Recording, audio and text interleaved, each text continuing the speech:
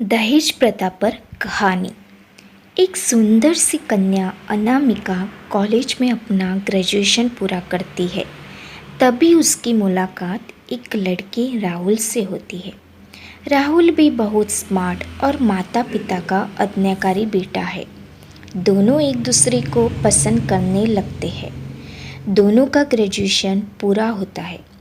राहुल अपने शहर में जॉब करने लगता है और लड़की भी एक अच्छी जॉब कर रही है। दोनों ने निर्णय लिया कि अब माता पिता से शादी की बात करने का वक्त आ गया है।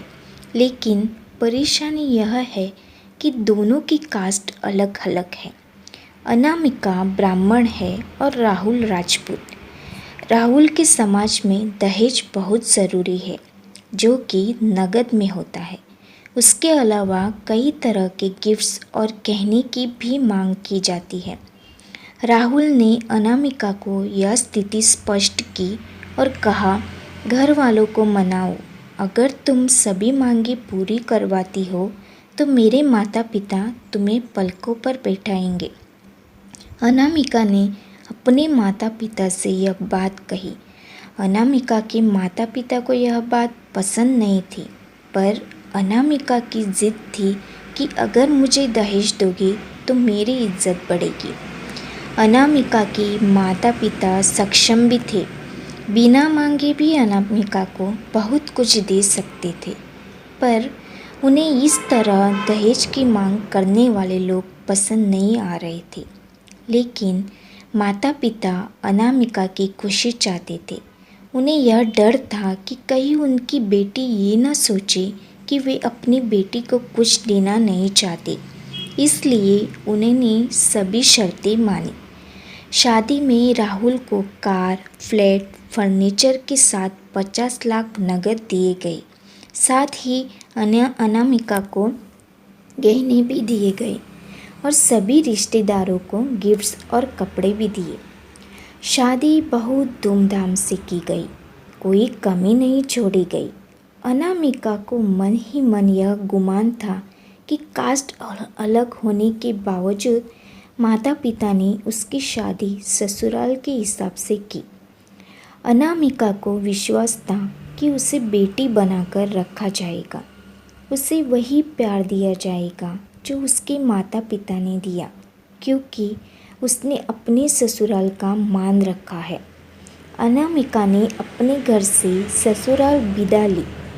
ब्राह्मण कन्या राजपूत घर की बहू बनी। ससुराल में बहुत ज़्यादा पर्दा प्रथा थी। बहू को मनचाहा खाने तक की स्वतंत्रता नहीं थी। कितनी भी भूख क्यों न हो, घर की बहू सबके खाने के बाद ही खाएगी। यहाँ तक कि उसके घर के पुरुषों के सामने बैठने तक की इजाज़त नहीं थी। अनामिका ने इस बात पर ऐतराज़ दिखाया, पर उसकी किसी ने ना सुनी। राहुल ने भी यह बोलकर मुंह फेर लिया कि यह तो परंपरा है। अनामिका को जो गुमान था वो धरा के धरा रह गया। उसे अपने माता पिता की बात आ गई। जब उन्होंने समझाया था तो वह उनसे बहुत लड़ी थी। उसने ससुराल में बात करने का फैसला किया। अनामिका ने अपने सास, ससुर और पति से बात की, लेकिन उन्होंने नहीं सुनी और उसे बहुत बेरहमी से पीटा गया।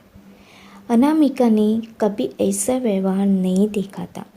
उसे जिस लाए हुए दहेज पर घमंड था, वह चूर चूर हो गया था।